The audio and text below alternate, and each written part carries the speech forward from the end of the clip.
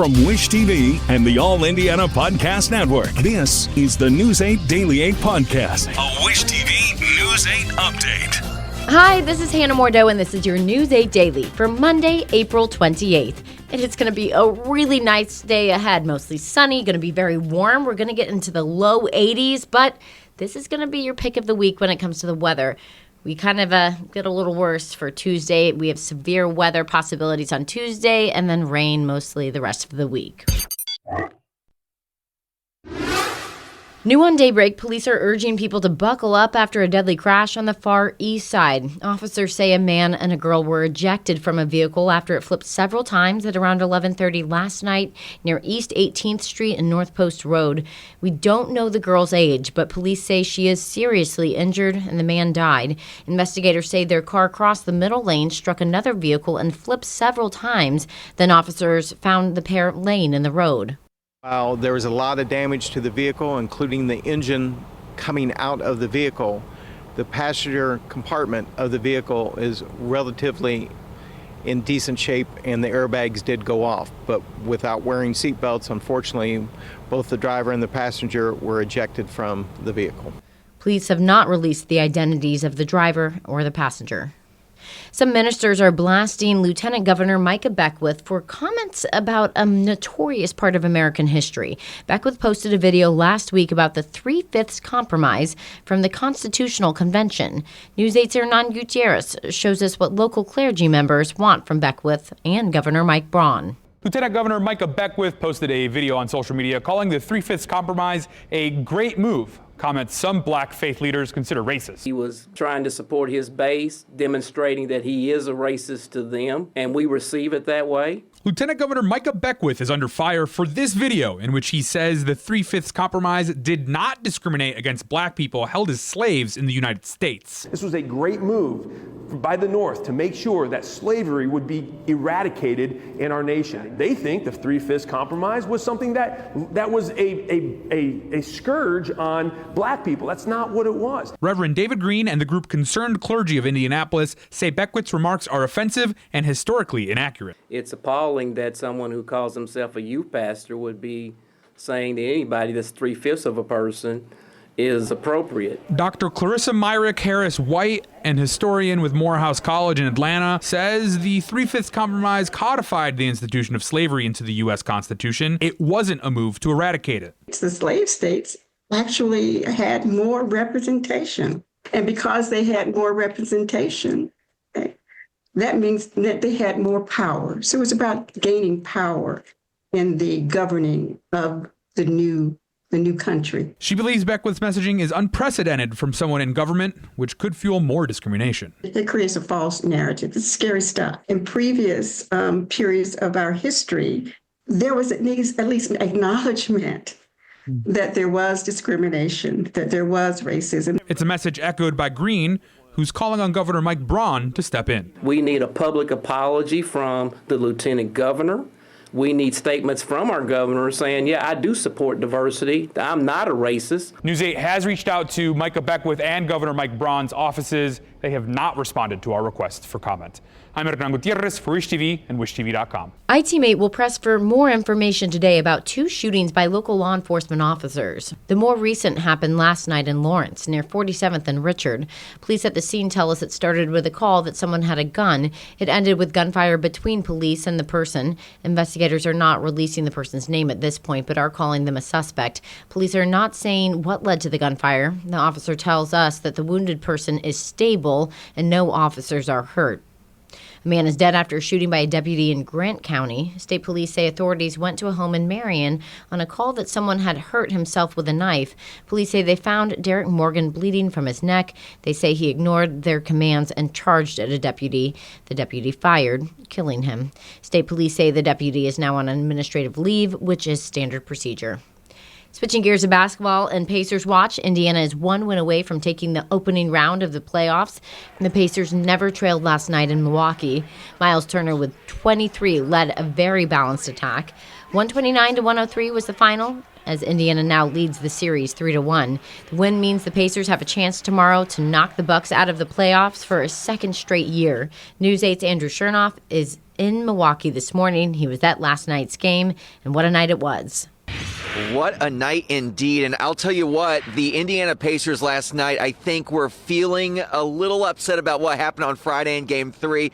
Indiana never trailed last night in their Game 4 victory over the Bucks, and obviously winning by 26 points, a huge margin, making a big statement now, just 1 win away from advancing to the second round. Scott, you mentioned the balanced attack. This Indiana Pacer team last night had 8 players score in double figures. In fact, it's only the second NBA team since the year 2000 to have 8 guys score in double figures in a postseason game. After the game, the guys clearly excited about what happened, but they're not taking their eye off the ball yet because they still understand there's one game to go.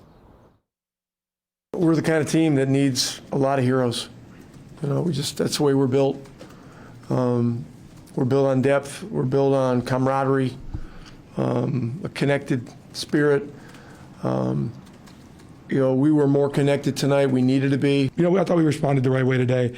Came out in the third quarter with the right energy, the right attitude, and we're able to get a win tonight. Man, just the power of moving the ball, man. I think, after watching the film of the third quarter last game, I think that we didn't necessarily take bad shots, but this wasn't our brand of basketball. You know what I mean? I think that we did an amazing job of moving the ball tonight, and when the ball hums like that, great things happen for us. Playing at home, a chance to close out the series in front of the home fans back there in Indy. Just the excitement to have that opportunity. Yeah, I love our fans. I could go on and on about how amazing they are. Our building is such a hard place to play at because of them, and we need them to make a run.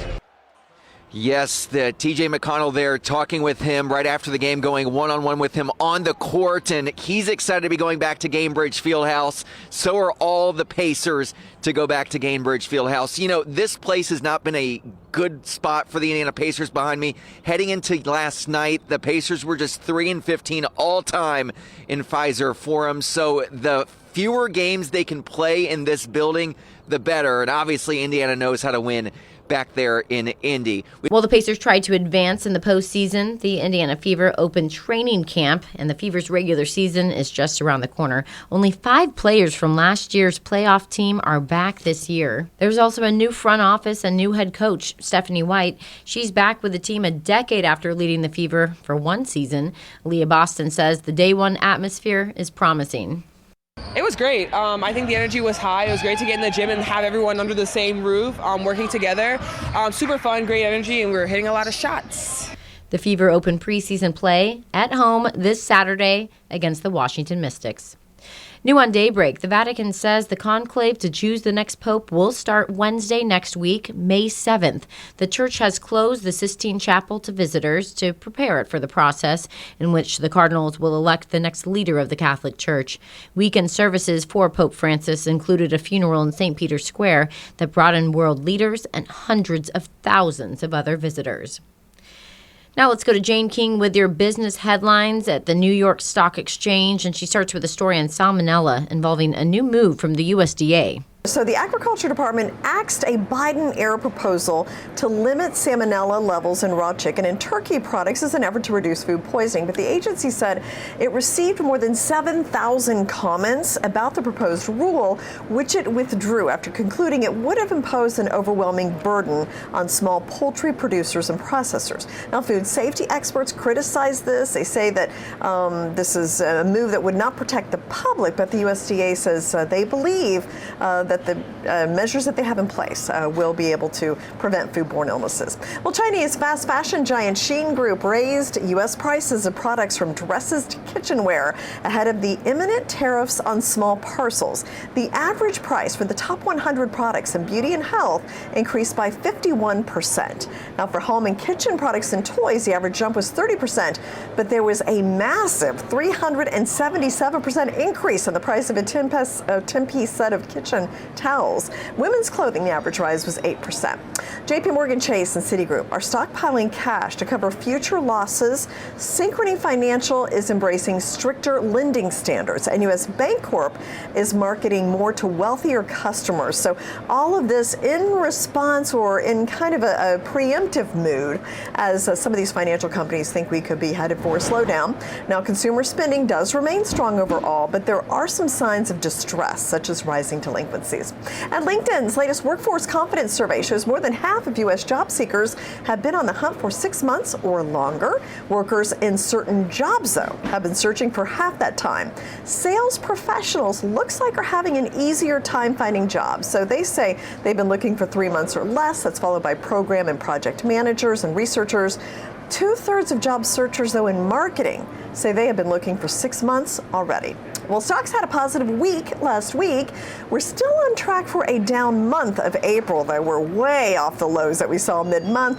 Microsoft, Amazon, Apple, Meta all report earnings this week. We also have a jobs report on Friday, so very busy week ahead. And before all that, we are looking just a slight bit lower for the start today. Live from the New York Stock Exchange, I'm Jane King. This has been your News 8 Daily from Wish TV. I'm Hannah Mordeau. Watch us on Wish TV and wishtv.com. This is the News 8 Daily 8 podcast, a Wish TV News 8 update on demand. For even more, on demand and on the go. Connect with Wish TV on Facebook at wishtv.com and on the free Wish TV mobile app. Thank you for listening. And be sure to like, subscribe, and follow this podcast for updates every weekday morning on the All Indiana Podcast Network and wherever you get your podcast.